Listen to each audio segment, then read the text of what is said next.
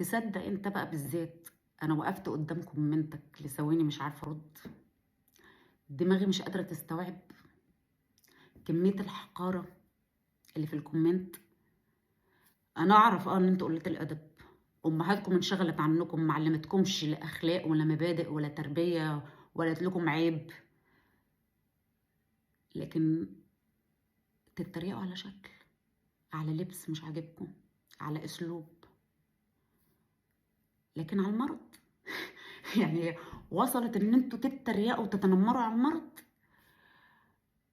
انا اظهرت الكومنت بتاعك عشان الناس تشوف تعرف اصل البيت اللي انت طالع منه، البيت اللي انت اتربيت فيه. لكوا ان تتخيلوا كمية السواد اللي كانت في بيت بني ادم حقير زي ده.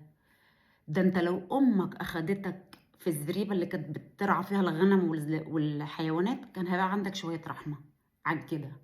ايه كمية الحقارة دي؟ ايه كمية السواد ده؟ انا لا هقول لك تدوق اللي انا ضايقاه ولا هدعي عليك بالمرض، لان انا اتربيت في بيت ما اتمناش الاذيه لغيري حتى لو اذاني. هقول لك ربنا يديك الصحه، بس هل انت ضامن؟ انت ضامن بكره؟ انت ضامن؟ هي الصحه دي في ايدك؟ ربنا يكفيك شر غفلات الزمن يا ابني، ربنا يكفيك شر غفلات الزمن. مفيش حاجه مضمونه في الدنيا، مفيش حاجه مضمونه في الدنيا.